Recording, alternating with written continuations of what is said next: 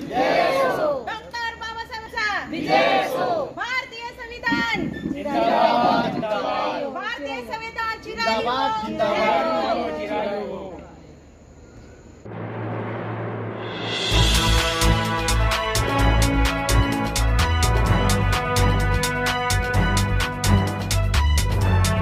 नमस्कार, ए to Z अपडेटमध्ये आपलं सर्वांचे स्वागत आहे। PS4 अभियानाअंतर्गत असलेले चर्चासत्र माननीय संगीता भामरे, दक्षता विभाग माननीय रंजना शेळके अध्यक्ष व सावित्रीबाई फुले महिला मंडळ, मंदाकिनी केदारे भारतीय बौद्ध महासभा अध्यक्ष, शर्मिला भारती, जयश्रीताई इंगडे विधी समिती, उत्तम गोमटे महाराष्ट्र राज्य प्रभारी, अशोक जाधव सामाजिक कार्यकर्ता, राजेंद्र नाडखेड प्राध्यापक नाहटा महाविद्यालय भुसावळ, विजय सपकाळे मूल निवासी संघ जिल्हा अध्यक्ष, राजेंद्र तायडे मूल निवासी संघ संघटन, संजय मोहिते वामसेप संघटना सचिव नवी दिल्ली, तसेच दीपक नन्नावरे, सरिताताई नन्नावरे, नितीन वाघ, चंदा सोनेने इत्यादींच्या उपस्थितीत कार्यक्रम पार पडला। पुढील अपडेटसाठी ए टू झेड अपडेट बघत राहावे।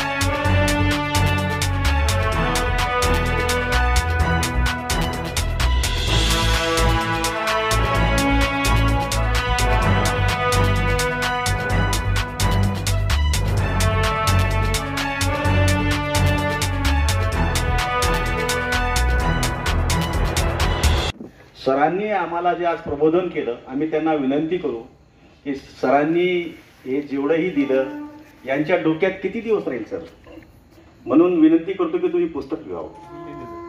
हा, धन्यवाद सर, धन्यवाद। आणि सरांचं जे नाव आहे राजेंद्र नाडेकर, राज्यशास्त्र विभाग प्रमुख, नाहटा महाविद्यालय भुसावळ, आमचे राष्ट्रीय प्रचारक आणि आजच्या कार्यक्रमाचे अध्यक्ष मोहिते सर आलेले आहेत। त्यांना इथे या कार्यक्रमाची अध्यक्षता करायची आहे। मी सरांना एक शेर सांगू इच्छितो। मैं मर जाऊं तो सिर्फ मेरी इतनी पहचान लिख देना, मैं मर जाऊं तो मेरी इतनी पहचान लिख देना, मेरे खून से मेरे माथे पर जय हिंद लिख देना। कोई पूछे जन्नत के बारे में तो म्हणजे स्वर्गात, कोई पूछे जन्नत के बारे में तो कागज के टुकड़े में संविधान लिख देना। पुढील या कार्यक्रमाची अध्यक्षता माननीय संजय मोहिते सर यांना मी विनंती करतो की त्यांनी या कार्यक्रमाची अध्यक्षता करावी।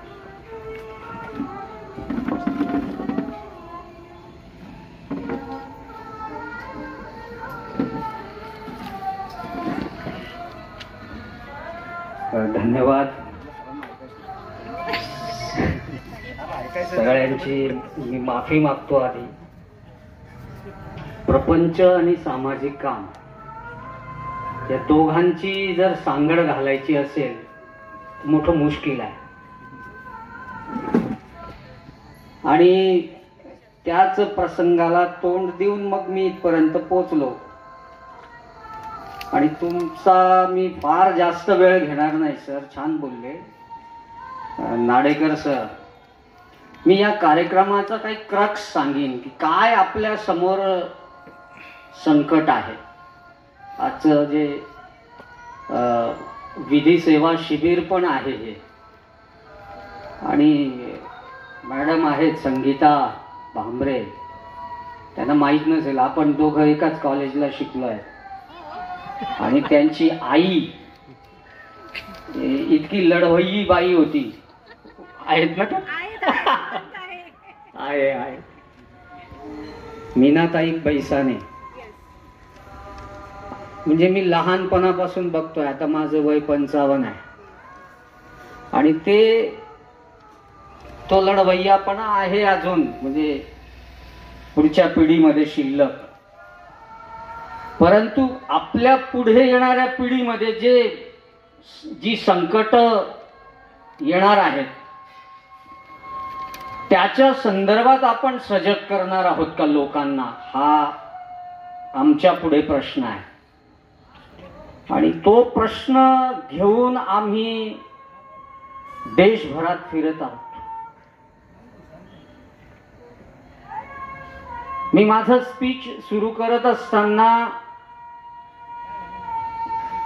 एका लेखकाचं मनोगत तुमच्या समोर वाचून दाखवणार आहे. आणि ते मनोगत अत्यंत मनाला भिडणार आहे. तो लेखक असं म्हणतो, तो आपल्याला म्हणतोय की तुम्ही साधी माणसं असाल. ऐका, तुम्ही साधी माणसं असाल तर तुमची ताकद फक्त संविधानात आहे. आता हे पटणार नाही लोकांना. आपली लोक ताकद कुठे शोधत आहेत? पॉवर. ताकद राजकारणात आहे का? ताकद एखाद्या शक्तिशाली पहलवानात आहे का? ताकद माझा जातगट मोठा आहे आणि ते निरंतर 40 दिवस हे काम करत होते. कोणाला सॅल्यूट करायला पाहिजे आपण? करायला पाहिजे का नाही? त्यांनी फार महत्वाचं काम केलं. ते या शूद्र अतिशूद्र गटात येतात. इथला SC, ST, OBC, NT, DNT, VJNT, त्याला हे कॉन्स्टिट्यूशन राईट देतं, इंडिव्हिज्युअलला राईट देतं. त्यांना संविधानाने जरी म्हटलं असेल की हे SC चे लोक, हे ST चे लोक, हे OBC चे लोक, हे नोमॅडिक ट्राईब्सचे लोक, शेड्यूल्ड, बरेच अजून शोध सुरू आहे जातींचा या देशामध्ये. आणि नवनवीन जाती आपल्या समोर येत आहे. आणि अशा सिच्युएशन मध्ये आपल्या समस्या सोडवण्याचं जे तंत्र आहे ते लोकतंत्र या देशामध्ये टिकवण्याच्या प्रक्रिया आपल्या हातात. ते राजन खान म्हणतात ना की तुम्ही ते गमवाल असं. तर ती एक समस्या आपल्या समोर आलेली आहे आणि देशातील जनता स्वतःहून संकट ओढवून घेत आहे. अशी परिस्थिती निर्माण झालेली आहे. आपण आहोत त्याला जबाबदार. पॉलिटिशियन नाहीत. तुम्ही म्हणाल कस काय? आता मी पॉलिटिशियनवर बोललो तर पॉलिटिकल भाषण होऊन जाईल. इथे कोणाला राग येऊ शकतो. पॉलिटिशियन यासाठी नाहीत. संविधानावर एका अमेरिकन विदुषीने, अमेरिकन दार्शनिक आहे ग्रॅनविल ऑस्टिन म्हणून, त्याने एक असं जाडजूड 400 पानाचं पुस्तक लिहिलेलं आहे आणि 4-5 पुस्तकं लिहिलेली आहेत. तो असं म्हणतो की हे संविधान जर लोकांना सामाजिक, आर्थिक आणि राजकीय न्याय देत असेल तर याला वाचवण्याची आणि याचं संवर्धन करण्याची 2 लोकांची जबाबदारी आहे. तो असं म्हणतो. किती लोकांची? 2 लोकांची जबाबदारी. तो असं म्हणतो की याच्यातली पहिली व्यक्ती म्हणजे या देशातले लोकप्रतिनिधी. मग ते नगरसेवक, ग्रामपंचायत मेंबर पासून तर जे काही सर्वोच्च पद असेल, देशाचा खासदार, जिल्ह्याचा खासदार, मतदारसंघातला जो संसदेत जाऊन कायदे करतो, मग ते लोक हे संविधान संरक्षित करण्याच्या प्रक्रियेत आहेत का? आता तुम्हाला काय वाटतं? आहेत का ते सक्रिय?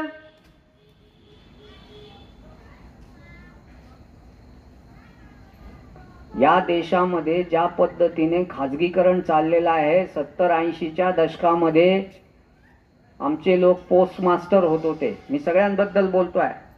SC ST OBC शिक्षक होत होते.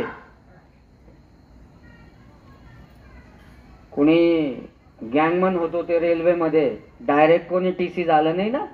हा, छोटे छोटे काम करायचे आमचे लोक. आणि मग त्यांना दिसायला लागले साहेब लोक. आणि ते असा विचार करायला लागले की मग माझा पोरगा इंजिनियर झाला पाहिजे, माझा पोरगा डॉक्टर झाला पाहिजे, माझा पोरगा कलेक्टर झाला पाहिजे. आता तर कुठल्याच आया छोटं स्वप्न बघत नाही. महिला दिनाच्या शुभेच्छा तुम्हाला सगळ्यांना. छोटं स्वप्न बघतात का? त्या आयांना मी बघतो. माझ्या समोर बस स्टॉप आहे घराच्या समोर, आणि त्या इतक्या तयारी बियारी करून जातात ना मुलांच्या, की तिला असं वाटतं ना मी कलेक्टरला घेऊन चालले भविष्यातल्या. असं वाटतं का नाही? लहान मुलं ज्यांच्या घरात आहेत, आजोबा घेऊन जातात, आजी घेऊन जाते कौतुकाने. त्यांचं काय स्वप्न आहे त्यांच्या बाबतीत. आणि मग या देशामधली संख्या 140 करोडच्या आसपास चाललेली आहे. आणि मग त्या मुलाला येणाऱ्या काळामधल्या काय संधी आहेत एज्युकेशनच्या, त्याचा MBBSचा रस्ता कुठे आहे, त्याचा IITचा रस्ता कुठे आहे. 64 स्ट्रीम आहेत या देशामध्ये एज्युकेशनच्या. किती स्ट्रीम आहेत शिक्षक? 64.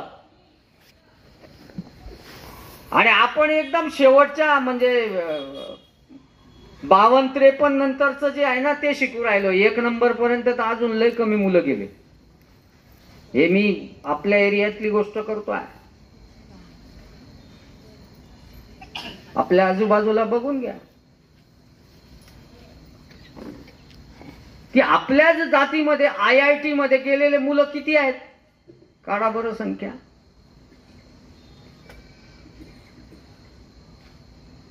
MS झालेले मुलं किती आहेत. आपल्या एरियामधून फॉरेनला एज्युकेशन घ्यायला गेलेले मुलं किती आहेत. आपल्या या पुऱ्या जिल्ह्यामधून देहरादूनला एक स्कूल आहे जिथं राहुल गांधी शिकले आहेत. तिथं शिकायला गेलेला पोरगा कोणी आहे का? पॉलिटिशियनचा तरी आहे का? दून स्कूल आहे, दून स्कूल म्हणतात त्याला. त्याच आधारावर नवोदय स्कूल या देशामध्ये सुरू झाले. आणि आजही अक्कलकुव्यामध्ये नवोदय स्कूल पत्र्यामध्ये चालतं, पत्र्याच्या शेडमध्ये. म्हणजे दून स्कूलशी त्याची तुलना केली जाते. करायला पाहिजे का तुलना? दून स्कूल म्हणजे देशात देहरादून असं शहर आहे जिथे 12ही महिने थंडी वाजते. म्हणजे 12ही महिने तिथे अतिशय कूल वातावरण असतं. तशात तो विद्यार्थी शिकतोय. आमचे पोरं कुठे शिकत आहेत? पत्र्याच्या शेडमध्ये. आणि 80 पोरं एका वर्गामध्ये. मग ही याच्यावर आपण बोलत आहोत का समाज जीवनामध्ये? आपण वेगळ्याच याच्यावर बोलत आहोत. ममता कुलकर्णी महामंडलेश्वरची प्रमुख कस काय झाली असेल असा प्रश्न पडतो आपल्याला.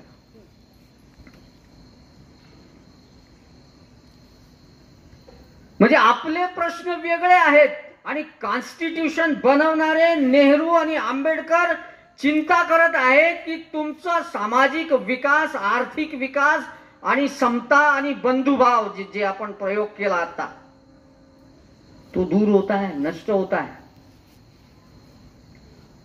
तो या कॉन्स्टिट्यूशनच्या माध्यमातून समाज जीवनात रुजवण्याचं काम राजकीय प्रतिनिधींचं होतं. ते करत आहेत का? हा प्रश्न मी तुम्हाला विचारला. ते करत आहेत का?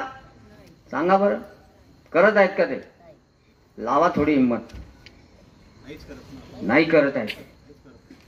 मग ग्रॅनविल ऑस्टिन असं म्हणतो की मग ते काम दुसऱ्या माणसाने केलं पाहिजे. आणि ते असं म्हणतात की तो दुसरा माणूस आहे या देशाचे नागरिक.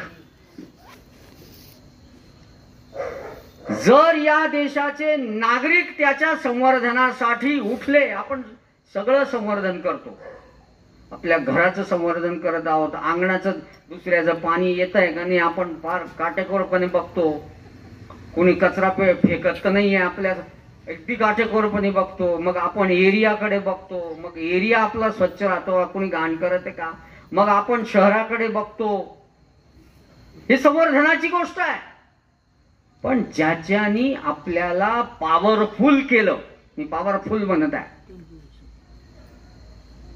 तुम्हाला कॉन्स्टिट्यूशन माहित आहे, पण आता तुम्हाला सांगितलं जा तुम्ही घरी. आता आम्ही इथे सेंटरिंग कामावर काम करणारे मजूर बोलवतो आणि त्यांना विचारतो की संविधानामुळे त्यांना काय फायदा झाला. काय सांगतील ते सांगता येईल का त्यांना? मग आपण कामगार महिलांना बोलवितो, त्यांना सांगता येईल का? नाही सांगता येईल. विधी सेवा शिबिर म्हणजे काय आहे माहिती आहे का? आता माझ्या जिल्ह्यामध्ये तर 1 लाख रुद्राक्ष वाटले एका पॉलिटिशियन. किती? 1 लाख रुद्राक्ष. आता रुद्राक्ष घ्यायला 50% महिला गेल्या. आम्ही म्हणतो यार त्यांना पॉवर द्या ना. रुद्राक्ष काय करता? तुमच्यापैकी कोणाला व्हायचं आहे का खासदार? आमदार खासदार जे काही व्हायचं ते व्हायचंय मला. तुम्ही जितका नकार देणार तितके आम्ही खुश आहोत. आम्ही म्हणजे ही व्यवस्था, ही पुरुष प्रधान व्यवस्था आहे. आणि जितके तुम्ही दूर राहणार या गोष्टीपासून तितका आम्हाला आनंद आहे. बरोबर आहे. मग ह्या 250 सीटवर डोळा आहे कोणाचा? त्या 3 ग्रुप पैकी लोकांचा आहे डोळा. शूद्रांचा आणि अतिशूद्रांसाठी रुद्राक्ष आहेत. राग नका येऊ देऊ. आणि आता ते त्रिवेणी संगमातलं पाणी वाटत आहे, त्या भाऊने रुद्राक्ष वाटले, दुसऱ्याने लगेच 1 लाख बाटल्या आणल्या.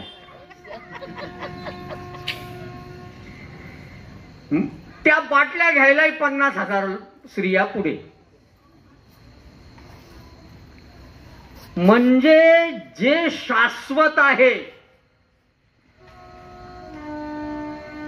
लिखित अधिकार शाश्वत आहेत ना. संविधान लिखित आहे, त्यामुळे इथला तुम्ही संविधान घ्या आणि पोलीस स्टेशनला जा आणि PI समोर बसा असं संविधान धरून. तर PI तुमच्याकडे कमी आणि संविधानाकडे जास्त बघेल. हे करून बघा हा प्रयोग. एखादं डेलिगेशन द्यायला जाल ना तुम्ही, त्यावेळेस हा प्रयोग करून बघा. कलेक्टरला SP या देश म्हणजे जे प्रॉमिनंट लोक आहेत ना, जे ते पण स्वतःला पॉवरफुल समजतात. ऍक्च्युअल नाही आहे त्यांच्याकडेही पॉवर. तेही बिचारे चालू आहे त्यांचाही कार्यक्रम थोडासा. मला त्यांची कीव येते खरं तर. पण त्याच्यातही प्रामाणिक लोक आहेत ना. मी सगळेच असं म्हणणार नाही की सगळं एकदम हे झालंय. तुम्ही कॉन्स्टिट्यूशन नेलं रे नेलं असं ठेवलं तर तो माणूस म्हणतो की याला कॉन्स्टिट्यूशन वाचायला येतं. एकही पान वाचू नका. नुसतं पुस्तक ठेवल्याने तुमच्याकडे त्यांचा बघण्याचा काय बदलतो हे सगळे करून बघा.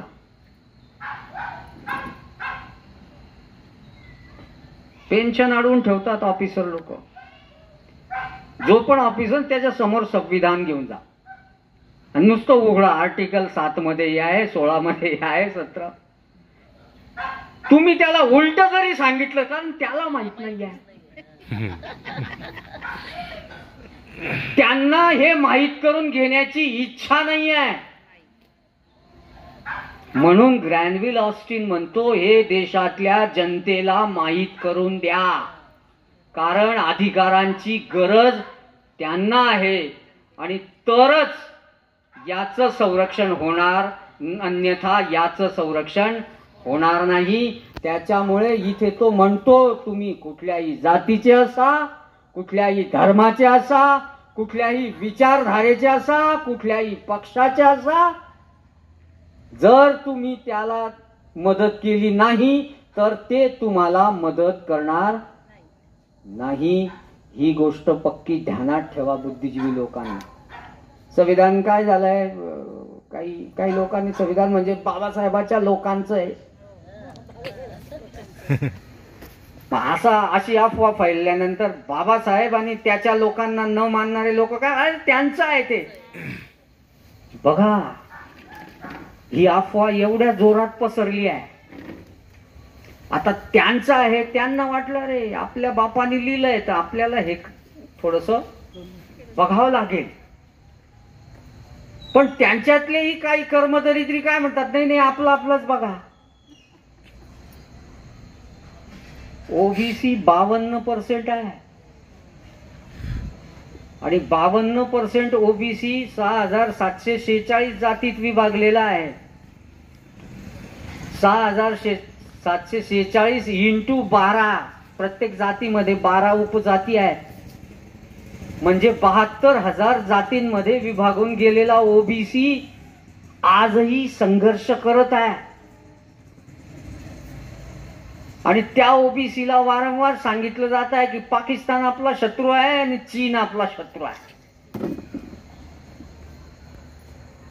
आता उद्या बघा तुम्ही, मोदी साहेब चीनशी दोस्ती करणार, कारण सगळ्यात जास्त माल आपण चीनचा घेतो.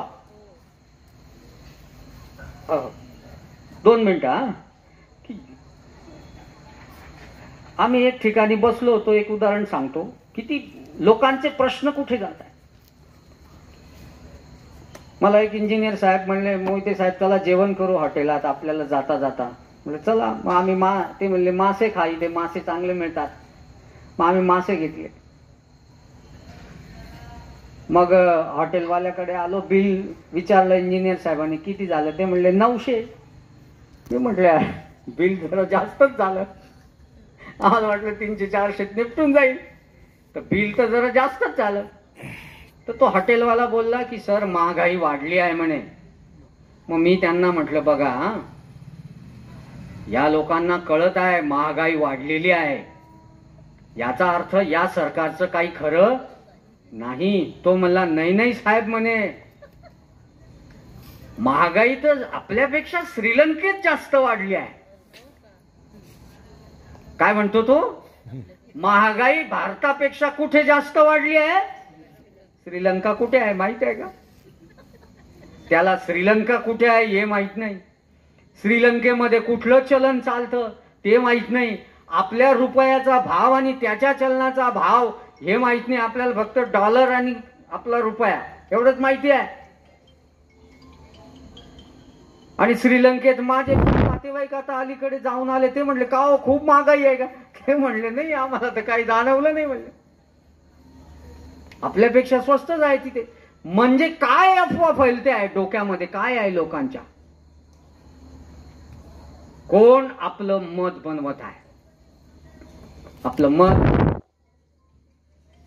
मीडिया बनवत आहे. बाबासाहेबांनी सांगितलं, आपण सांगत राहतो ना 4 स्तंभ. पहिला कोणता आहे. 4 स्तंभ आहेत. संसद पहिला स्तंभ आहे. दुसरा कार्यपालिका म्हणजे ऍडमिनिस्ट्रेशन, आणि तिसरा न्यायपालिका, आणि चौथा कोणी सांगितलंय मीडिया. कॉन्स्टिट्यूशन मध्ये म्हटलं आहे का मीडिया चौथा स्तंभ आहे असं. बाबासाहेब म्हणतात चौथा स्तंभ या देशाची जनता आहे. आणि हा चौथा स्तंभ आहे. चौथा स्तंभ तर आपला दिमाग खराब करतो आहे. त्यामुळे त्या स्तंभाची जागा आता आपल्याला घ्यावी लागेल. आणि हे नुसतं 200 जिल्ह्यात नाही, नुसतं 2 कोटी लोकांमध्ये नाही, तर ही गोष्ट किमान जेवढे कुंभला गेले होते तेवढ्या 60 कोटी लोकांपर्यंत गेली पाहिजे अशी मी अपेक्षा व्यक्त करतो. धन्यवाद. जय भीम, जय मूल्यवासी. थँक्यू.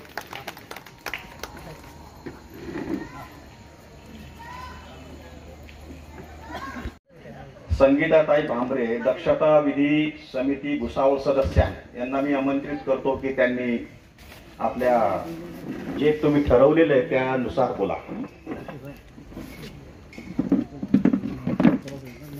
धन्यवाद दादा.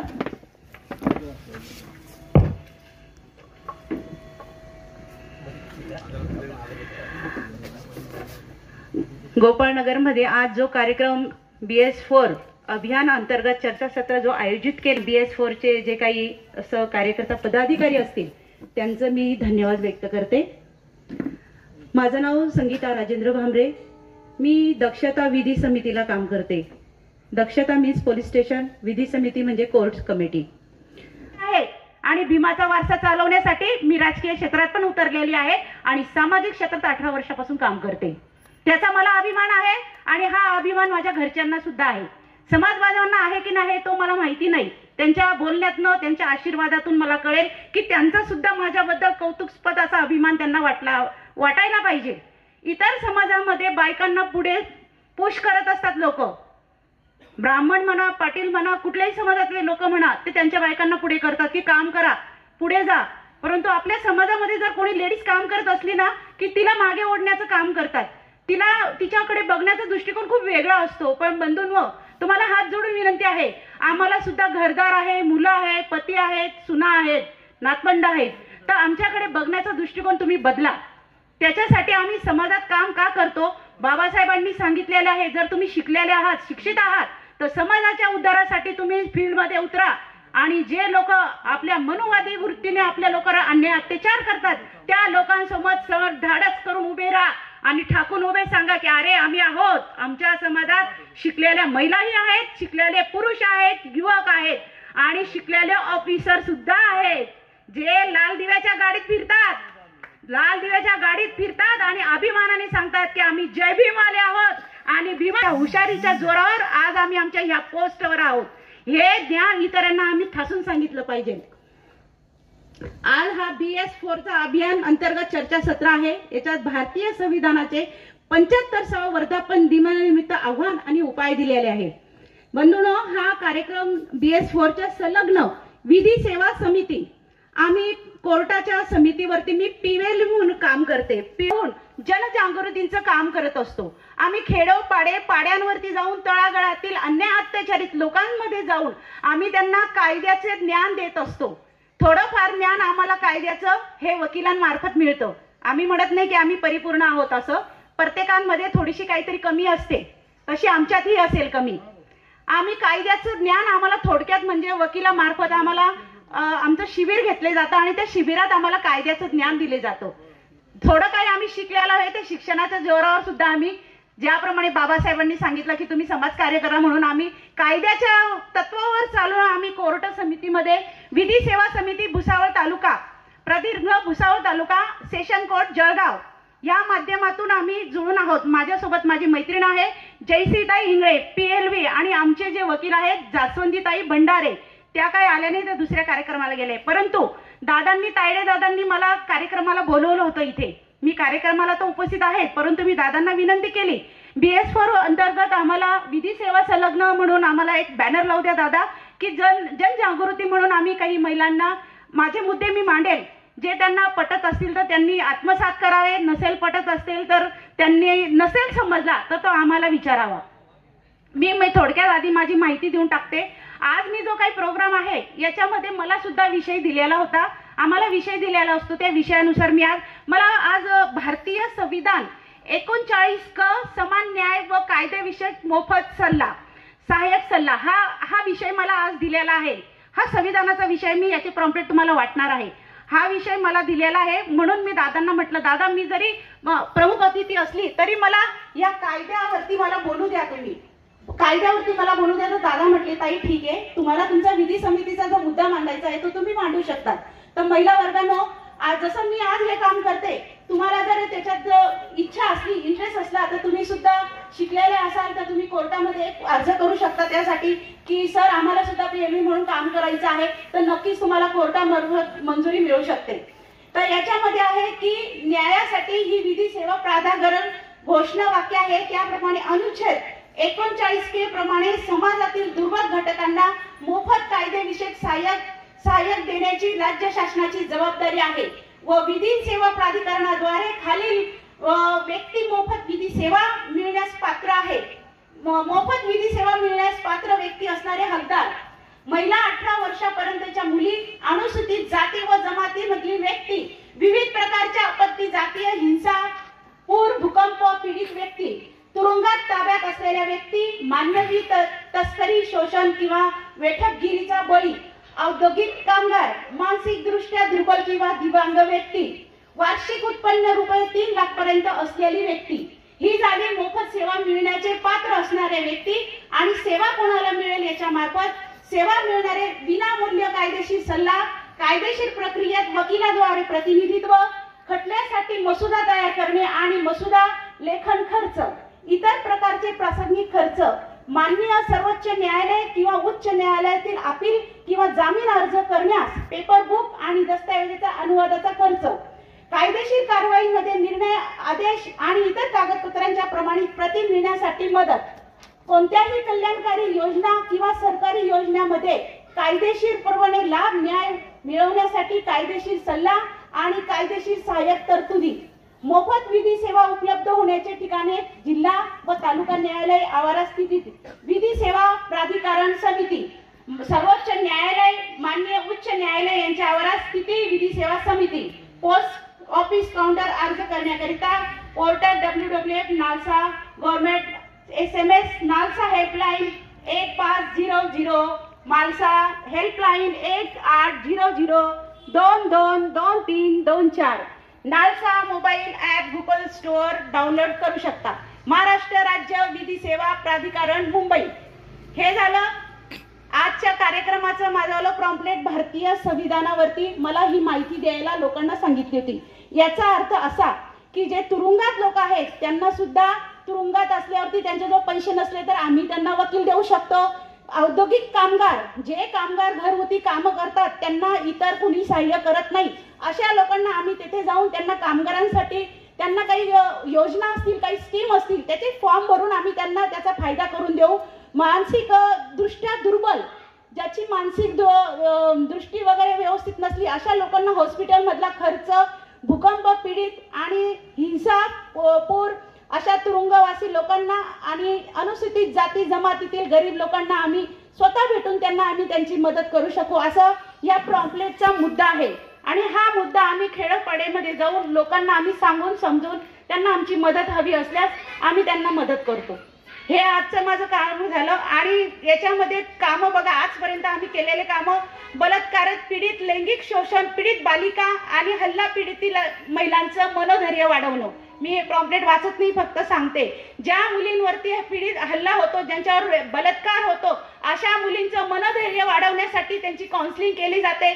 त्यांच्या काउन्सिलिंगसाठी आम्हाला बोलवलं जातं आणि त्यांना आमच्यासोबत बसून त्यांचं मनोधैर्य वाढवलं जातं की बाया, तुझ्यावरती आज रेप झालाय, तुझं शरीर मलिन झालं नाही, शरीर मलिन झालं पण तुझा आत्मा मलिन झाला नाही, हे आम्ही त्यांना पटवून देतो की तुम्ही बलात्कार झाला म्हणून खचून जाऊ नका, तुम्हाला आयुष्य पुढे आहे अजून. परंतु जो व्यक्ती बलात्कार करतो त्याला नक्कीच आम्ही न्याय मिळवून देण्यासाठी त्याला दंड हा नक्कीच झाला पाहिजे. आणि हा मुद्दा असं मांडण्याची गरज आहे, पीडितावरती जर रेप होत असेल तर त्या नरधराला फाशीची शिक्षा झालीच पाहिजे असं महिलांनी ठासून सांगितले पाहिजे. मोर्चे आंदोलन केले पाहिजे, उपोषण केले पाहिजे, जेणेकरून महिलांना न्याय मिळाला पाहिजे. यासाठी हा एक कार्यक्रम सुद्धा आम्ही घेतला होता. ऍसिड वरती जर अटॅक झाला त्या व्यक्तीला तात्काळ 1 लाख रुपयाची मदत आम्ही तिथे मिळवून देतो. आणि बलात्कारित मुलीचं जर तिने आत्महत्या केली तर तिला 10 लाख रुपये भारत सरकारकडनं मान्यता मिळते किंवा तिच्या परिवाराला मिळते. हा एक प्रोग्राम आम्ही घेतला होता. मी फक्त एकच मुद्दे सांगते तुम्हाला. दुसरा म्हणजे दिव्यांग बालकांसाठी विधी सेवा. जे मुलं शरीराने अपंग आहेत त्या मुलांना शाळेसाठी व्यवस्था करणे, त्यांना काही पगार लागू असेल त्या पगारानुसार स्कीमनुसार त्यांना मदत करणे, त्यांना समाजात मान सन्मान मिळवून देणे, हे काम आम्ही दिव्यांग विधी सेवा मार्फत आम्ही करत असतो. हा सुद्धा माझा कार्यक्रम झाला आहे. या कार्यक्रमासाठी माझी जयसीता इंग्रज सोबत होत्या, ॲडव्होकेट भंडारे सोबत होत्या. दुसरा कौटुंबिक हिंसाचार प्रतिबंधक कायदा. कौटुंबिक हिंसाचार, पती पत्नीचे भांडणं, सासू सासऱ्याचे भांडणं, सुनेला घरातनं हाकलून दिले, बाहेर अत्याचार होणे, भांडणं, मारझोड करणे, पत्नीला न नांदवणे, अशा ज्या हिंसाचारिक गोष्टी आहे या संविधानामध्ये महिलांच्या कडूनच जास्त लागू होतात. की महिलांवरती कौटुंबिक हिंसाचार जर झाला, घरात महिलांना शारीरिक आणि मानसिक हा छळ होत असतो, लैंगिक छळ होत असतो, त्याच्यासाठी आम्ही पीडित स्त्रीला मिळणारी मदत आणि भरपाई तसेच संरक्षण अधिकाऱ्यामार्फत त्यांना आम्ही पोलीस स्टेशनला अर्ज करून त्यांच्यासाठी आम्ही पोलीस स्टेशन मार्फत संरक्षण मिळवून देण्याचं काम सुद्धा आम्ही या कौटुंबिक हिंसाचार प्रतिबंधक कायदा 2005 नुसार आम्ही करत असतो. तर महिलांना एकच सांगू शकतो, आम्ही जे जे कायदे केले आहेत त्या कायद्यामार्फत आमची मदत आपल्याला होईल एवढं सांगते. दुसरं म्हणजे आता माझ्याकडे फक्त एकच राहिलंय, राष्ट्रीय मानसिक आजार मनोविकृतींसाठी एक हॉस्पिटलचा खर्च वगैरे आणि त्यांना लागणारा मदत हा आम्ही या विधी सेवेमार्फत करत असतो. आता मी जरा जास्तच बोलली, परंतु आम्हाला सुद्धा लोकांना जनजागृती करण्यासाठी कार्यक्रमांमध्ये बोलावंसं वाटतं, असं म्हणून आम्ही 2 शब्द जास्त बोललो. आणि मी माझ्या विधी सेवेचं जे काही काम होतं मी ते आपल्या समोर ठेवलं आहे. आणि राहिला भारतीय संविधानाची गोष्ट, तर भारतीय संविधान म्हणजे काय? आपण फक्त संविधानावरती बोलत असतो, परंतु आपल्याला खऱ्या अर्थाने संविधान म्हणजे काय आहे ते माहिती आहे का? फक्त आपण संविधान म्हणतो, राग नका येऊ दे कोणाला. लोकांना आज एवढंच माहिती की संविधान नावाची एक पुस्तिका आहे आणि ती बाबासाहेबांनी लिहिली आहे, एवढंच माहिती आहे. काही लोकांना माहिती नाहीये संविधान म्हणजे काय असतं. संविधान म्हणजे काय? भारताच्या राज्यघटनेमध्ये जे कायद्याच्या चौकटीमध्ये राहून जो कार्यकाल चालतो त्या कार्यकालाला संविधान असे नाव दिलेले आहे. बाबासाहेब आंबेडकरांनी 2 वर्ष 11 महिने 18 दिवस हे भारतीय संविधान लिहिण्यासाठी दिलेले आहे. मी थोडक्यात सांगेल, जास्त बोलत नाही. 26 नोव्हेंबर 1949 रोजी भारतीय संविधान लिहून झाले आणि ते संविधानाची अंमल ही 26 जानेवारी 1950 ला जेव्हा बाबासाहेबांनी संविधान लिहून ही संविधान मसुदा समितीकडे सपूर्द केले, तेव्हा भारतीय संविधान हे लागू झाले. आणि या भारतीय संविधानाचा लाभ आज आपण सर्व घेत आहोत. भारतीय संविधानामध्ये राज्यघटनेमध्ये सर्वांना संवैधानिक अधिकार आणि सार्वभौम असं राष्ट्र बाबासाहेब आंबेडकरांनी ज्याप्रमाणे एका फुलाचे हार आपण तयार करतो त्याप्रमाणे अनेक जातीचे लोक हे भारतीय संविधानामध्ये समित आहे. सर्व जातीचे लोक इथे भारतामध्ये राहतात आणि गुन्हे गोविंदाने नांदत आहे. अशी एकमेव जी राज्यघटना आहे ज्या इतर देशांमध्ये नसून आपल्या भारतामध्ये हे 9 रंगाचे 9 प्रकारचे 9 जातीचे लोक राहतात आणि गुन्हे गोविंदाने नांदतात. यालाच भारतीय संविधान असे म्हटले आहे. या भारतीय संविधान पुस्तकाचा आम्ही जय जयकार करतो. आम्ही इतर देवी देवतांना न मानता या भारतीय संविधानाची पूजा करतो. आम्ही भारतीय संविधानाला आमच्या दैवतपेक्षा जास्त भारतीय संविधानाला आम्ही मान्यता देतो. म्हणून भारतीय संविधानाचा आम्ही जय जय करत राहू. इतर लोकांनी बी जय जय करत राहावे. बाबासाहेब आंबेडकर हे सर्वांचे आहे, आपल्या एकट्याचे नाही आहे. तसंच भारतीय संविधान हे सर्वांचं आहे. त्याबद्दल मी खूप खूप धन्यवाद व्यक्त करते की मी इथे आले आणि माझे मनोगत व्यक्त केले. जर माझं काही चुकलं असेल तर त्याबद्दल मी दिलगिरी व्यक्त करते. बोलण्याच्या भावनेमध्ये कुठलेही शब्द सुटू शकतात, त्याबद्दल मी दिलगिरी व्यक्त करते. BS4 आपलं खूप खूप धन्यवाद.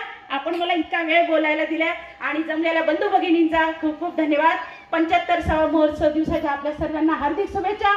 कालच आपलं जागतिक महिला दिवस होऊन गेले, त्याबद्दल माझ्या सर्व भगिनींना 8 मार्चच्या जागतिक महिला दिवसाच्या हार्दिक खूप खूप शुभेच्छा. जय भीम, जय महाराष्ट्र, नमो बुद्धाय. बोलायचं आहे. आणि 4था शूद्र आणि त्यात सुद्धा टचेबल शूद्र आणि अनटचेबल शूद्र, म्हणजे टोटल शूद्र यांना जवळजवळ 6743 जातींमध्ये त्यांनी डिव्हाइड करून टाकलं, जेणेकरून त्यांना त्यांची धार्मिक व्यवस्था टिकून ठेवता येईल. म्हणजे डिव्हाइड अँड रूल. आता हे जरी राज्यकर्ते असले मुघल किंवा ब्रिटिशर्स, तरी धार्मिक जी सत्ता होती, राज्य सत्ता, धार्मिक सत्ता जी होती ती मनुवाद्यांच्या ताब्यात होती. पण त्याच्याखाली अतोनात स्त्रियांना एकदम दुय्यम स्थान होतं, शूद्रांना अतिशूद्रांना एकदम दुय्यम स्थान, जवळजवळ गुलामीचं स्थान होतं. आणि त्यांना काहीच अधिकार नव्हते, संपत्तीचा नव्हता, शिक्षणाचा नव्हता, म्हणजे त्यांनी फक्त सेवा करायची. तर इतकी अत्यंत बिकट सामाजिक व्यवस्था असताना हे जे राज्यकर्ते होते त्यांनी काही एवढा हस्तक्षेप त्यावेळेला केला नाही. ब्रिटिशांनी थोडा बहुत नंतर केला असेल, पण तो एवढा केला नाही.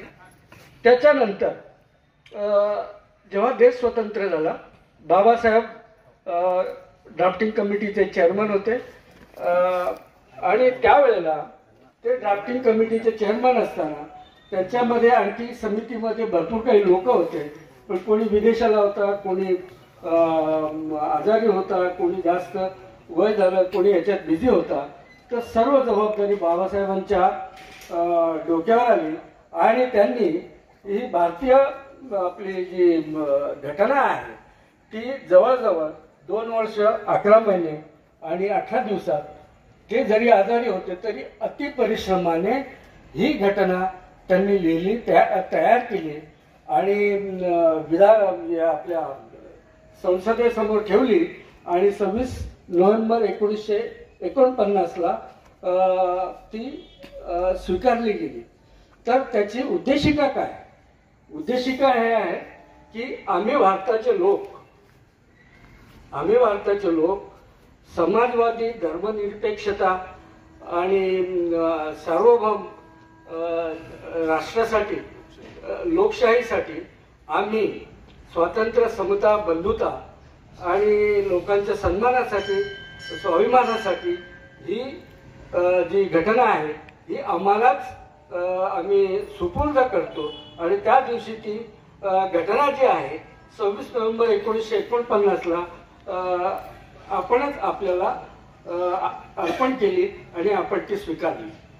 पण त्याच्या 2 महिन्यानंतर 26 जानेवारी 1950ला या घटनेप्रमाणे आपली लोकशाही आणि आपल्या देशाचा कारभार सुरू झाला. आता त्याला आजच्या घटनेला 24-25 मध्ये 75 वर्ष झाले. आपण त्याला अमृत महोत्सव म्हणतो, पण हा खरोखरच अमृत महोत्सव आहे का याचा आपण विचार केला पाहिजे. कारण आज त्याच्यानंतर घटनेच्या 1950 नंतर अनेक सरकारे आली, अनेक सरकारे गेली. काही, आता मी कोणा पार्टीवर टीका करत नाही किंवा काही नाही, पण अनेक सरकारे जी आली, सुरुवातीची काही सरकारे आली, त्यांना विरोध करणारा कोणी नव्हता, पण त्यांनीही ह्या जी आपली घटना आहे, घटनेमध्ये आपल्याला भरपूर मूलभूत अधिकार दिलेले आहे, पण त्याप्रमाणे त्यांनी त्याचा कारभार केला नाही. आणि त्याच्यानंतर जी दुसरी सरकारे आली त्यांनी तर अगदी कहरच केलेला आहे की जवळजवळ, म्हणजे सध्याची गोष्ट सांगतो तुम्हाला, या गेल्या 10-11 वर्षातली गोष्ट आहे की जवळजवळ लोकांच्या मनामध्ये संभ्रम निर्माण झाला आहे की आपली घटना बदलवली जाते की काय. म्हणजे आज अशी परिस्थिती निर्माण झालेली आहे. तर घटनेबद्दल थोडं मी सांगतो, 2-4 शब्दात सांगतो. घटना ही जी आहे, बाबासाहेबांनी लिहिलेली घटना ही 22 भागामध्ये आहे, 22 भागांमध्ये, आणि जवळजवळ 395 अनुच्छेद आहेत, आर्टिकल आहेत, 395 आर्टिकल, आणि 12 परिशिष्ट आहेत, म्हणजे 12 शेड्यूल आहेत. आणि त्याच्यानंतर जवळजवळ 100च्या वरती घटनेमध्ये घटना दुरुस्ती झालेली आहे.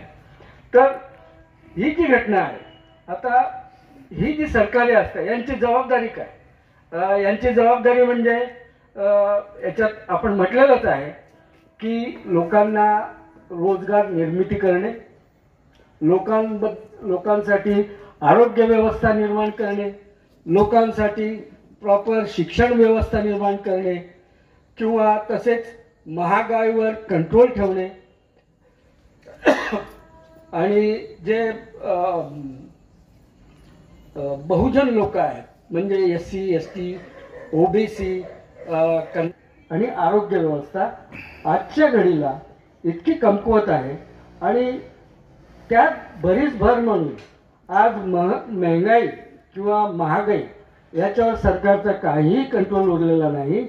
आज जर तुम्ही 100 समजा 200 रुपये घेऊन गेला तर 2 प्लास्टिकच्या बॅगा भरून पण तुम्ही भाजी आणू शकत नाही, इतकी महागाई वाढलेली आहे.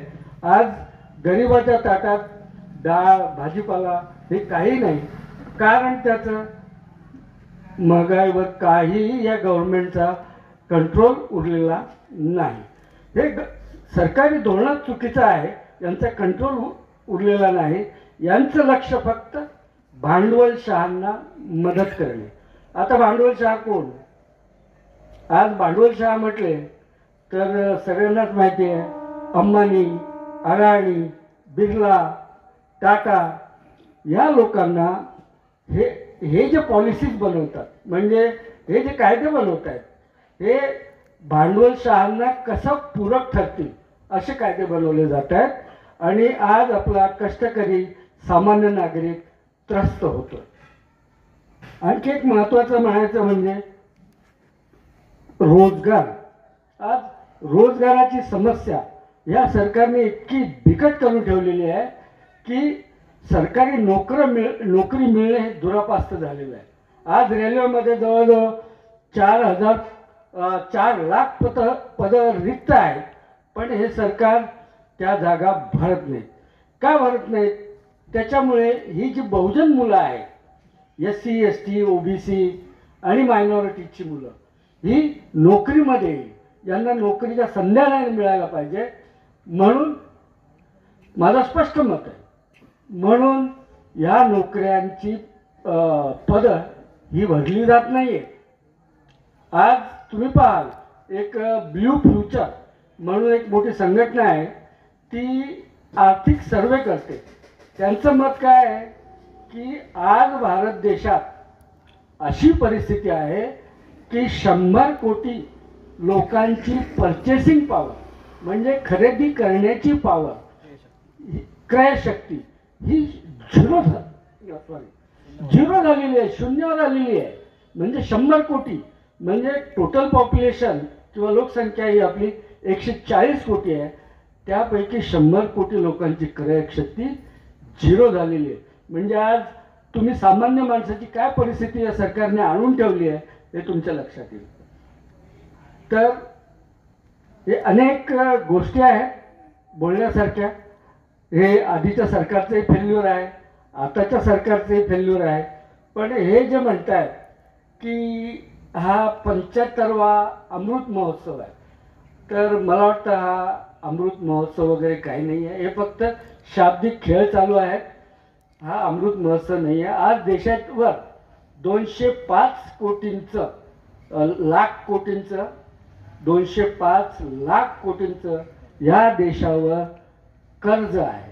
आपण कर्जात बुडालेलो आहे. प्रत्येक नागरिकावर जवळजवळ 1 ते 1.25 लाख कर्ज प्रत्येक नागरिकाच्या डोक्यावर आहे. इनडायरेक्ट ते दिसत नाही आहे पण आहे. तर ही अशी भीषण परिस्थिती आहे. तर सांगायचं हे जे आहे आव्हाने आणि उपाय, तर याच्यावर उपाय काय? तर याच्यावर उपाय ज्या गोष्टी सध्या घडत आहेत, जनतेने आपले मूलभूत हक्क लक्षात ठेवून आपला आवाज उठवला पाहिजे, सरकारपर्यंत आपलं म्हणणं पोचवलं पाहिजे. हाच त्याच्यावर उपाय आहे. नाहीतर हे सरकार भांडवलशाहीला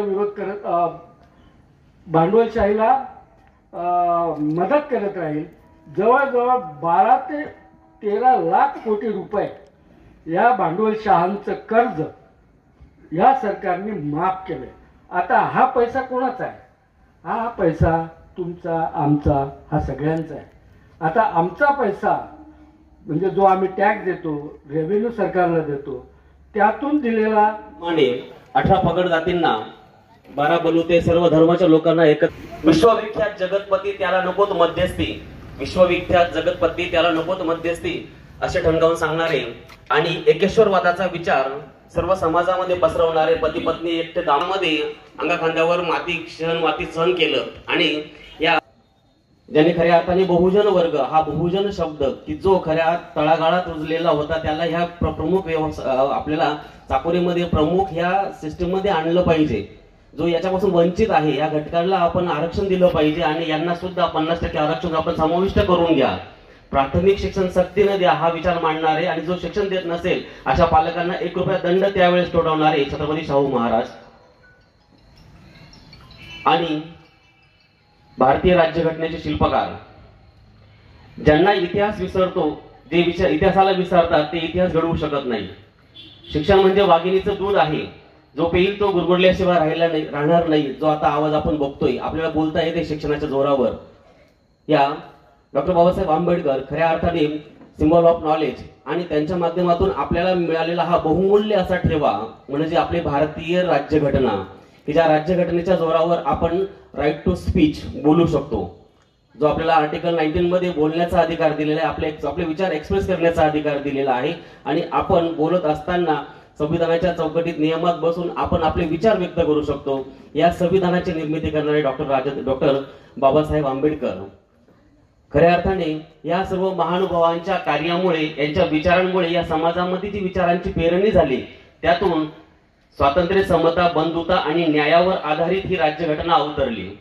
राज्यघटना आपण सहज बोलतो आणि सहज आपण ती गोष्ट विसरून जातो की राज्यघटना, संविधान. आपल्याला बोलताना ती गोष्ट आपण गांभीर्याने बघत नाही. आपण 1 तास 1.5 तास बसलो तरी आपल्याला कंटाळा यायला लागला. आता मला एक नजर फिरवत होतो तर मला एकही तरुण मुलगा यात दिसला नाही. आपण म्हणतोय भारत महासत्ता होते युवकांच्या जोरावर. आपले युवक कुठे गेलेत? मॅच बघतायत. युवक लेक्चरला बसत नाही, युवक कट्ट्यावर आहेत. युवक कुठे चाललेत? हा युवकांना आपण जर आपल्या घरापासून सुरुवात केली तर आज इथल्या सर्व खुर्च्या भरलेल्या राहिल्या असत्या. कारण आपण महापुरुषांना विसरतोय की ज्या महापुरुषांनी आपल्याला अनमोल ठेवा दिलाय. आपल्याला माहित नाही आपल्याला काय मिळालेलं आहे. मी तुम्हाला छोटंसं, दादांनी आता आपल्या स्वातंत्र्यापूर्वीचा थोडा इतिहास सांगितला. मी तुम्हाला फक्त इंटरनॅशनल थोड्याशा गोष्टी सांगतो की आपल्याला राज्यघटना खऱ्या अर्थाने कोणत्या वातावरणात आणि कशी मिळालेली आहे. जर आपण 1917 जर बघितलं, 1914 पहिलं महायुद्ध सुरू झालं. 1914 ते 1919 पहिलं महायुद्ध चालू झालं. त्यावेळी त्या महायुद्धामध्ये जवळपास 17 ते 18 लाख लोक वारलेत. 1917ला लेनिनने रशियन राज्यक्रांती केली. रशियन राज्यक्रांतीमध्ये जर बघितलं आपण तर तिथं 5 कोटी लोक त्यांनी मारले. लेनिनने 5 कोटी मारले. एकट्या हिटलरने 2 कोटी लोक मारले. मी याचा रेफरन्स का देतोय? कारण की हिटलर म्हटलं की दुसरं महायुद्ध 1939 ते 1945 दुसरं महायुद्ध, हिटलरने 2 कोटी लोक मारलेत आणि दुसऱ्या महायुद्धामध्ये एकूण 8 कोटी लोक मारले गेलेत. हे याचा आणि आपल्या राज्यघटनेचा फार जवळचा संबंध आहे. कारण ही राज्यघटना का निर्माण होऊ शकली? कारण इंटरनॅशनल लेव्हलच्या ह्या गोष्टींचा सुद्धा याच्यावर इम्पॅक्ट आहे. माओ त्से तुंग ज्याने चायनाचे रेव्होल्युशन केलं, चायना रेव्होल्युशन, माओ त्से तुंगने 7 कोटी लोक मारलेत चायनामध्ये आणि त्यातलाच भारत, त्याच काळातला भारत आणि भारतामध्ये उभं राहत होतं. हे सर्व अहिंसात्मक मार्गाने, सत्याच्या मार्गाने आणि खऱ्या अर्थाने हे संशोधन नाही तर या संविधान म्हणजे संशोधन नाही तर याच्यावर हजारो PhD होते. इतकं मोठं ते संशोधन आहे. ही एक क्रांती आहे. तुम्ही साधं इथे चेअरवर बसलेला एखाद्याला म्हटलं दुसऱ्या चेअरवर बसलेले राग येतो, परंतु राष्ट्राचा पंतप्रधान हा 1 मिनिटात चेअर सोडतो. आपल्या बांधावरनं किती केसेस आपल्या तालुका विधी न्यायालयामध्ये पेंडिंग असतील, बांधावरूनच छोट्याशा. पण आपल्या देशाचा राज्यकर्ता हा फक्त ह्या लोकशाही मार्गाने, अहिंसात्मक मार्गाने सहज आपली खुर्ची बदलतो आणि जागा खाली करून देतो. हा आपल्या खऱ्या अर्थाने संविधानाचा विजय आहे. परंतु आपल्याला जे मिळालेलं आहे त्याचं भान आपल्यालाच नाही. त्यात मी पण इन्क्लूड आहे. कारण आपण जे घेतोय ते फक्त आपल्या पोटापुरतं आणि आपल्या कर्तृत्वापुरतं आपण ठेवतो, परंतु ते आपल्याला समाजाला, देशाला, व्यवस्थेला आपलं जे काही देणं आहे, जे भान आहे ते आपण कुठेतरी विसरतोय. त्या गोष्टींची आपल्याला जाण ठेवणं गरजेचं आहे. कारण संविधान दिनाच्या निमित्ताने किंवा संविधानाचा आपण जो अमृत महोत्सव साजरा करतोय, कारण BS4चा आपण नंतर त्याच्यावर इतर इंटरनॅशनल लेव्हलच्या ह्या गोष्टींमुळे त्यावेळेचा जो माहोल आहे, आपली घटना निर्माण व्हायला सुरुवात झाली 9 डिसेंबर 1946 ते रिपिटेशन टाळेल 1949. हा जो कालखंड आहे, हा कालखंड इंटरनॅशनल लेव्हलच्या ह्या गोष्टी घडल्यामुळे जगाला कळलं की आता अहिंसेशिवाय, बुद्धांशिवाय, शांतीशिवाय आपल्याला पर्याय नाही, मानवतेशिवाय पर्याय नाही. मग आपल्याला यात केलं काय पाहिजे? तर आपल्याला सुद्धा मानवतावादी विचार, जे सर्व जगाला आज गरज त्याची निर्माण झालेली, ते विचार आपल्या देशामध्ये संविधानाच्या माध्यमातून निर्माण होत होते. 1945 24 ऑक्टोबर 1945 युनोची स्थापना झाली. युनोने 10 डिसेंबर 1948ला युनोचा जाहीरनामा जो काढला मानवी हक्कांचा, तो मानवी हक्कांचा जाहीरनामा आणि भारतीय राज्यघटना जर आपण डोळ्यासमोर ठेवली तर 99% जवळ मिळते जुळते मूलभूत हक्क इंटरनॅशनल लेव्हलचे आपण घेतलेले आहेत. डॉक्टर बाबासाहेब आंबेडकरांनी सर्व वेगवेगळ्या संविधानांचा विचार करून, अभ्यास करून आपले संविधान अत्यंत अद्ययावत आणि अपडेट असं संविधान तयार केलं. तर ह्या गोष्टी, हे संविधान जर जात असेल तर पुन्हा पहिलं महायुद्ध, दुसरं महायुद्ध, चायना रेव्होल्युशन किंवा रशियन रेव्होल्युशन असे महायुद्ध झाल्यानंतर लोकांना मानवता, अहिंसा आणि युद्धामुळे काय होतंय? कारण की 6 ऑगस्ट आणि 9 ऑगस्ट 1945 जगाचे डोळे खाडकन उघडले. जे आळसामध्ये होते त्यांचा आळस पण पळाला. हिरोशिमा आणि नागासाकीवर अणुबॉम्ब पडले आणि जगाने बघितलं हे काय आहे. अणुबॉम्ब म्हणजे इतक्या मोठ्या प्रमाणात लाखो लोकसंख्या असलेली शहरं जर काही मिनिटात बेचिराग होत असतील तर पुन्हा जर असं युद्ध झालं तर काय होईल? तर ह्या सर्व इंटरनॅशनल गोष्टींचा सारासार विचार डॉक्टर बाबासाहेब आंबेडकरांच्या त्यावेळेच्या पूर्ण संविधान समितीच्या, घटना समितीच्या, मसुदा समितीच्या विचारात होता आणि ते सर्व ऍग्री होते या गोष्टींना. आज तुम्ही समतेच्या गोष्टी आपण करतोय, आज न्यायाच्या गोष्टी करतोय, हळूहळू ते एक एक गोष्ट आपली सुटते. दादांनी उल्लेख केला, हळूहळू खासगीकरणाकडे आपण वळतोय. त्याच्यानंतर हळूहळू आपले जे सामाजिक किंवा सामाजिक न्यायाच्या स्कीम असतील किंवा लोक कल्याणकारी राज्याच्या ज्या स्कीम असतील त्या हळूहळू ज्यांचा आकडा 100च्या वर होता तो आता 20-25च्या आसपास येऊन ठेपलेला आहे. त्यात मॅक्झिमम ते विमा योजना आहेत, म्हणजे पहिले तुम्ही भरा, भेटेल किती ते माहित नाही. तर मग आपण जर या गोष्टींकडे आपण वळत चाललेलो आहोत, तर याच्यामध्ये आपल्याला ही गोष्ट गांभीर्याने बघणं गरजेचं आहे की संविधानाने आपल्याला जो अमूल्य ठेवा 26 नोव्हेंबर 1949ला लिहून जी घटना पूर्ण झाली आणि 26 जानेवारी 1950ला आपल्याला ती लागू केली. खऱ्या अर्थाने भारत स्वतंत्र झाला 1947ला, परंतु भारतीय नागरिकाला स्वातंत्र्य मिळालं 1950ला. जर स्वातंत्र्याचा हक्क जर आपण त्यातून काढून घेतला किंवा जे आपले विभाग 3 जर त्यातून काढून घेतला, तर आपली जी लोकशाही आहे ही लोकशाही फक्त नावापुरती उरेल. आणि त्याच्यामुळे भारतीय राज्यघटनेतील ज्या घटना दुरुस्तीच्या तरतुदी असतील यातून सहज घटनेचा मेन जो ढाचा आहे तो बदलता येणार नाही 368 नुसार. तर त्याच्यामध्ये जे कठीण ज्या घटना दुरुस्तीच्या प्रोसेस दिल्या हळूहळू त्याच्यामध्ये घुसखोरी होते. सर्व दूर एकच पक्षाची सत्ता जर यायला लागलं तर काय होईल? आपल्या लोकशाही समोर वेगवेगळी आव्हानं निर्माण होत आहेत. आणि तसंच मला विषय आजचा दिलेला आहे, माझ्या विषयाकडे थोडक्यात ती प्रस्तावना केली. BS4 जो BS4 आहे, भारतीय संविधान सन्मान सुरक्षा, आपल्याला संविधानाचा सन्मान सुरक्षा करण्याची गरज वाटते. कारण आपण विसरत चाललेलो आहे आपल्याला काय मिळालेले आहे ते. ज्या गोष्टी आपल्याला संविधानाने दिलेल्या आहेत त्याची सुरक्षा करावी आपल्याला करण्याची गरज आपल्याला वाटते. कारण की हळूहळू ज्याला जे भेटलेलं आहे ना त्यालाच त्याची जाणीव नाही. कारण तो ज्या जहाजात बसलेला आहे तोच त्या जहाजाला छेद पाडतोय. त्याला नाही माहिती की मला हक्क याच्यामुळे मिळत आहेत, मी बोलू शकतो याच्यामुळे बोलू शकतोय, पण तोच म्हणतोय की हे बदललं पाहिजे. याला म्हणतात ब्रेन वॉश. आणि महत्वाचं म्हणजे आपलं सर्वात मोठा लॉस झालेला आहे मोबाईलमुळे. विचार करण्याची शक्ती थांबलेली आहे. 2 मिनिट माणूस बसला की मोबाईल हातामध्ये असतो आणि त्यामुळे त्याच्यावरती तो विचार करत नाहीये, त्याला विचार करायला भाग पाडलं जात आहे. ज्या गोष्टी वास्तवात नाही त्या गोष्टी त्यांना आर्टिफिशियल निर्माण केल्या जात आहेत. आर्टिफिशियल इंटेलिजन्सचं जग चाललेलं आहे, यायचं जग आहे सर्व हे. आणि याच्यामध्ये सर्व त्या गोष्टी त्या पद्धतीने पुढे येत आहे. आपल्याला वास्तव विकास नाही पाहिजे, बॅनरवरचा विकास आपल्याला योग्य वाटतो. एकच उज्ज्वला योजनेची एकच लेडीज पूर्ण भारतभर फिरते आणि आपल्याला ती स्कीम त्या पद्धतीने वाटते. आपण आपल्या कम्फर्ट झोन मध्ये आहोत का? कारण आपल्याला संविधान संविधान होतं असं म्हणण्याची वेळ नको यायला. म्हणून आपल्याला हा कार्यक्रम खऱ्या अर्थाने आपण जो आयोजित केलेला आहे हा स्तुत्य आणि त्याच्यात पोट तिडकीने म्हणताय की सर्वांनी याचा लाभ घ्या. कारण आपण या गोष्टीपासून दूर चाललेलो आहे, आपल्याला माहितच नाही याच्याने काय भेटलेले नाही. मग संविधान म्हटलं की डॉक्टर बाबासाहेब आंबेडकर म्हटलं की फक्त दलित, फक्त आदिवासी, फक्त संकुचित त्याच जाती फक्त. अरे जे युनिव्हर्सल सिम्बल ऑफ नॉलेज आहे वर्ल्ड मध्ये, सर्व जगाने ज्यांना स्वीकारलेलं आहे अशा महापुरुष, असे जे खऱ्या अर्थाने जे महापुरुष आहेत हे महापुरुष कुठल्याही जाती धर्माच्या चौकटीत बंदिस्त नव्हते. ते जर राहिले असते तर ते प्रश्नचिन्ह आहेत. डॉक्टर बाबासाहेब आंबेडकरांनी प्रश्नचिन्ह ह्या ज्या गोष्टी ज्या मार्मिक मांडलेल्या आहेत ह्या आपल्याला अवेअर करण्यासाठी, आपल्या पायाखालची जमीन हलवण्यासाठी गरजेच्या आहेत. जरी आपल्याला मोठं त्यांच्या पद्धतीने आपल्याला अवेअरनेस निर्माण करता येणार नाही, तितकं मोठं कार्य करता येणार नाही, तर खारीचा वाटा म्हणून आपण आपल्या आजूबाजूच्या वातावरणात हे कार्य पेरलं पाहिजे. आपल्या कार्यातून याचा ठसा जसं काही करतायत कार्य, त्या कार्याचा ठसा आपल्याला पेरणं गरजेचं आहे. आपल्याला या गोष्टींची जाणीव निर्माण करणं गरजेचं आहे. कारण आपण हे जोपर्यंत करत नाही तोपर्यंत समोरच्याच्या डोळ्यावरची पट्टी, आज केदारने बोलावं लागतं, बऱ्याच प्राध्यापकांनाही काही ह्या गोष्टी माहित नाहीत. हक्क काय आहेत किंवा आपल्याला संविधान काय आहे. संविधान म्हणजे सिलेक्टेड लोकांचंच अशा पद्धतीचा जो वातावरण किंवा ही जो विचार आहे हा विचार कुठेतरी पोचला गेला पाहिजे. आणि हा जोपर्यंत पोचला जाणार नाही आणि जोपर्यंत आपल्या व्यवस्थेने राजकीय पक्षापेक्षा राष्ट्रहित महत्वाचं आहे आणि राष्ट्र म्हणजे सर्व जाती धर्म भाषा प्रदेशाची लोक, ज्या 32,27,263 चौरस किलोमीटर भारताच्या परिघामध्ये जेवढे लोक वास्तव्य करतात हे सर्व भारतीय नागरिक आहेत. हा राष्ट्राचा घटक आहे, राष्ट्राचे भाग आहेत. या सर्वांना 28 राज्य 8 केंद्रशासित प्रदेश या सर्वांना घेऊन जाणारी व्यवस्था जोपर्यंत निर्माण होत नाही तोपर्यंत देश हा आपला घटनेच्या माध्यमातून प्रगती पथावर असणार नाही. कारण की लोकशाहीची प्रमुख गरज असते विरोधी पक्ष. इंग्लंडमध्ये लोकशाहीचा विरोधी पक्ष जो आहे ना, विरोधी पक्षाला शॅडो गव्हर्नमेंट म्हणतात.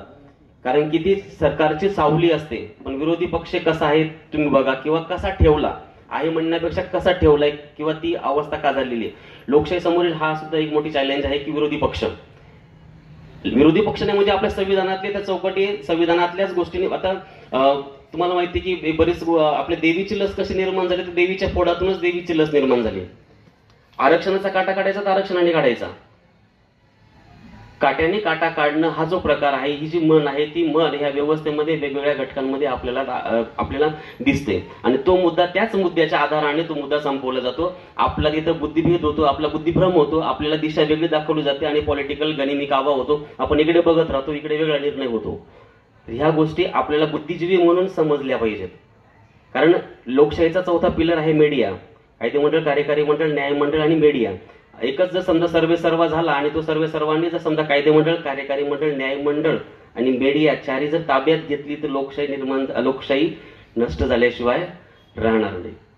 कारण हे होत चाललेले आता आपण बघतोय बऱ्याच वेळेस बरेच निर्णय. आता हे तुम्ही सर्व बुद्धिजीवी हात, पेपर वाचता, सर्व गोष्टी तुम्हाला माहिती आहे, काही गोष्टी बोलता येणार नाही इथं, परंतु त्या गोष्टी त्या पद्धतीने आपल्याला दिसतात की कायदे मंडळ, कार्यकारी मंडळ, न्यायमंडळ आणि चौथा म्हणजे मीडिया. आणि मीडिया कसं काम करतो, कारण मीडिया ठरवतो लोकमत आणि लोकमत ईव्हीएम मध्ये पॅक होतं.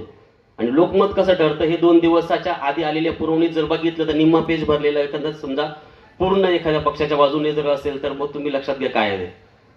म्हणून मीडियाचा रोल फार महत्वाचा आहे आणि मीडिया हा 21सावं शतक जे आहे हा माहिती आणि तंत्रज्ञानाचा आहे. आणि माहिती आणि तंत्रज्ञानाचा सर्वात मोठा प्रॉब्लेम काय आहे तर माहिती आणि तंत्रज्ञानाच्या ह्या जगामध्ये आपल्या सर्वांसमोर एक प्रश्नचिन्ह आहे की खरं काय आणि खोटं काय. मग हे खरं काय आणि खोटं काय हे जाणीवपूर्वक लक्षात आणून देण्याचं काम आपल्या सर्वांचं आहे. म्हणून मी ते ओढलं की खारीचा वाटा आपल्याला उचलणं गरजेचं आहे. आपल्याला प्रत्येकाने कार्य करणं गरजेचं आहे की ज्या कार्यामुळे त्या सर्वसामान्य नागरिकांपर्यंत ही गोष्ट पोहोचेल की आपल्याला काय मिळालेलं आहे, लोकांना काय मिळालेलं आहे घटनेपासून. मग ही गोष्ट आपल्याला त्यांच्यामध्ये पेरणं, त्यांच्यामध्ये अवेअरनेस निर्माण करणं गरजेचं आहे. कारण की जॉन स्टुअर्ट मिल नावाचा एक थिंकर आहे, तो म्हणतो की एक चांगली व्यक्ती 99 वाईट व्यक्तींच्या बरोबर असते. एक चांगली व्यक्ती 99 वाईट व्यक्तींच्या बरोबर असते. इथे बसलेले जे आहेत ना, मल्टिप्लाय 9 करा, 99 करा, तितक्यांच्या चांगल्यांच्या बरोबर आहे. कारण की हे फक्त एक व्यक्ती नाहीये, हे चालते फिरते विचारपीठ आहेत आणि हे विचार फेरतात. कारण एका विचाराने प्रभावित असलेली लोक असतात हे. तर ह्या गोष्टी आपण आपल्या माध्यमातून आजूबाजूला ह्या गोष्टी पेरणं गरजेचं आहे. कारण की ही आपल्या समोरचा, लोकशाही समोरचा, आपल्या संविधानासमोरचा मोठा प्रश्न आहे. म्हणूनच आपल्याला संविधानाची सुरक्षा आणि सन्मान करण्याची गरज वाटते. कारण तो सन्मान संविधानाने आपल्याला दिलाय, जे मूलभूत हक्क दिले त्यातून. कारण ते हक्क जर नसते तर काय परिस्थिती असते आपल्याला माहिती आहे. काय परिस्थिती होती आधी ते माहिती आहे. कारण ती परिस्थिती जाता जाता इथपर्यंत अजूनही काही परिस्थिती तशी जिवंत आहे. ती आपल्याला घालवायची असेल, संविधान आपल्याला सुरक्षित, अबाधित आणि व्यवस्थित पुढे मार्गक्रमण करत चाललं पाहिजे. असं नको व्हायला झाड तर जिवंत आहे पण हळूहळू त्याचं एक एक मूळ तोडलं जाते. याच्याबद्दल आपल्यामध्ये अवेअरनेस आहे का? एखादा कायदा हळूहळू जो लोकशाहीच्या विरोधातला आहे किंवा लोकशाहीला संपवणारे कायदे हळूहळू, कारण आता कसं माहिती का, मारण्याचे वेगवेगळे प्रकार, डायरेक्ट मारत नाहीत. एखाद्या भाऊबंदकीमध्ये समजा चांगलं भावांचा 4 जमताय तर ते 4 भावांना संपवायचं असेल तर सिंपल मार्ग आहे त्याचा. शेजारचा काय करतो, त्याच्यात बुद्धिभेद करतो, त्यातलाच फोडतो, एक एक तोडतात. झाड पूर्ण तोडायचं नाही तर एक एक मूळ तोडायचं, हळूहळू झाड मरणार आहे. मग अशा पद्धतीने जर घटनेतल्या काही महत्वाच्या तरतुदींना जर छाटलं जात नाहीये, याबद्दल पण आपण अवेअर असणं गरजेचं आहे. तशा अवेअरनेस आपण लोकांमध्ये पुरवणं गरजेचं आहे. तर दुसरं महत्वाचं लोकशाही समोरील आव्हान म्हणजे सत्ता केंद्रीकरण. सत्ता म्हणजे सर्वस्व. व्यक्ती पक्षावर निवडला पाहिजे का त्याच्या कर्तृत्वावर निवडला पाहिजे? भुसावळचं राजकारण कोणाच्या माध्यमातून फिरलं पाहिजे? इथल्या लिडरच्या माध्यमातून फिरलं पाहिजे की पक्षाच्या माध्यमातून फिरलं पाहिजे? तर ही एक गोष्ट महत्वाची आहे. सत्तेचं विकेंद्रीकरण झालं पाहिजे, सत्तेचं केंद्रीकरण होते. आणि सत्तेचं केंद्रीकरण जर विशिष्ट अँगलने होत असेल तर हा लोकशाही समोरचा आणि संविधानासमोरचं मोठं आव्हान आहे. कारण संविधानामध्ये ह्या केंद्रीकरणाचं एकच उत्तर दिलेलं ते म्हणजे विकेंद्रीकरण. सत्तेचं विकेंद्रीकरण आहे. विकेंद्रीकरण हे केंद्रातनं राज्याला, राज्यातनं स्थानिक स्वराज्य संस्थांना, स्थानिक स्वराज्य संस्थांमधून ते वार्डानुसार हे विकास हा पर्क्युलेट झाला पाहिजे. परंतु ज्यावेळेस केंद्रीकरण होतंय तर तिथं बसून भुसावळचा प्रॉब्लेम, ह्या वार्डातला प्रॉब्लेम काय काय घडणार आहे? मग ती धोरणं तिथून जर सत्ता आणि सत्तेसाठी स्पर्धा, मग ती कोणत्याही पातळीवर असो, मग ही पातळी जर ज्यावेळेस खालावत चालते तर त्यावेळेस कुठेतरी नीतिमूल्य आणि सामाजिक भान, सामाजिक व्यवस्था, राजकीय व्यवस्था सुद्धा त्या पद्धतीने नीतिमूल्यांच्या दृष्टिकोनातून ढासळत चालताना दिसते. म्हणून त्या दृष्टीने सत्ता स्पर्धा हा मुद्दा देखील आपल्या लोकशाही समोरील, संविधानासमोरील मोठं आव्हान आहे. मला लवकर कन्क्लूड करायला सांगितलंय. तर महत्वाचं म्हणजे व्हॉल्टेअर नावाचा एक थिंकर आहे. व्हॉल्टेअर नावाचा थिंकर म्हणतो की जगावर पुस्तकं राज्य करतात. जगावर पुस्तकं राज्य करतात. बायबल असेल, गीता असेल, रामायण असेल किंवा कुराण असेल, जगावर पुस्तकं राज्य करतात. आणि पुस्तकं जर राज्य करायला लागले तर धार्मिक विवाद निर्माण होतात. आपल्या देशावर संविधानाने राज्य केलं पाहिजे. आपल्या देशावर संविधानाने राज्य केलं पाहिजे, आपल्या देवाऱ्यात संविधान पुजलं पाहिजे, आपल्या देवाऱ्यामध्ये संविधानाची नीतिमूल्य पुजली पाहिजेत. त्या संस्कारांची, त्या विचारांची पेरणी जोपर्यंत प्रत्येकाच्या घरापासून होणार नाही तोपर्यंत खऱ्या अर्थाने आपण संविधानाला आपण सुरक्षित, संवर्धित आणि पुढच्या दृष्टिकोनातून आपल्या पिढीला अबाधित ठेवणार आहोत. हे आपल्या दृष्टीने त्यांच्यासाठी महत्त्वाचं आपलं कर्तव्य असेल आणि त्या दृष्टीने आपण ते भान, सामाजिक भान, राष्ट्रीय भान आणि संविधान विषयक भान प्रत्येकाने बाळगूया. असे आपण या विचारांना खऱ्या अर्थाने संविधान डोक्यावर घेऊन नाचण्यापेक्षा डोक्यात घेऊन त्या विचारांना अंगीकारणं महत्त्वाचं आहे. हे आपण सर्वांनी आजच्या दृष्टिकोनातून एक विचार आपल्या मनाशी पुनगाड बांधली पाहिजे असं मला वाटतं. आणि आयोजकांनी मला इथं बोलण्याची संधी दिली, माझे विचार शांततेमध्ये ऐकून घेतलेत आणि आपल्याला काही चुकलं असेल, काही कमी जास्त बोललं गेलं असेल, मी आपली दिलगिरी व्यक्त करतो आणि थांबतो. धन्यवाद.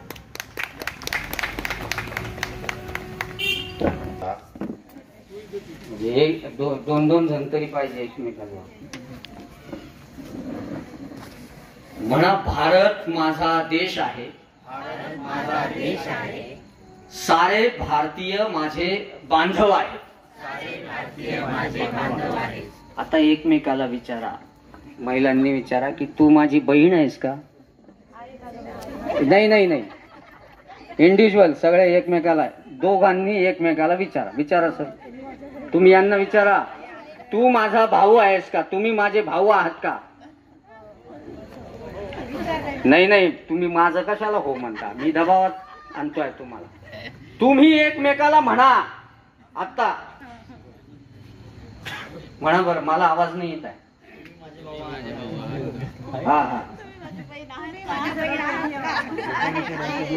हा, आपण दोघं बहिणी आहोत का असं जरी म्हटलं तरी चालेल. म्हणा बरं.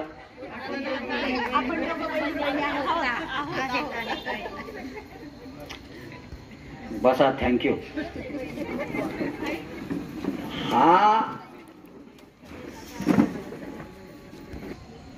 त्यांनी सुद्धा खूप चांगल्या रीतीने संविधानाबद्दल माहिती दिली. आपल्याला जवळजवळ 100 वर्षाच्या इतिहासामध्ये ते मागे घेऊन गेले आपल्याला.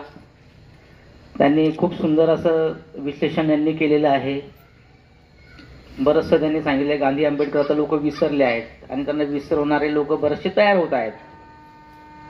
तर खूप छान त्यांनी आपल्याला इथे मार्गदर्शन केलेलं आहे. त्यांचं सुद्धा मी खरंच मनापासून त्यांना आभार व्यक्त करतो. तसेच आमचे उत्तम गोमटे साहेब हे सुद्धा एक धरारीचे जिल्ह्याचे वामसेपचे अध्यक्ष, नेहमी वेळेवर आम्हाला मुलींच्या संघाला मदत करतात आणि त्यांचं सुद्धा मार्गदर्शन आम्हाला नेहमी लाभतं. ते इथं आले, त्यांचं सुद्धा मी मनापासून स्वागत करतो.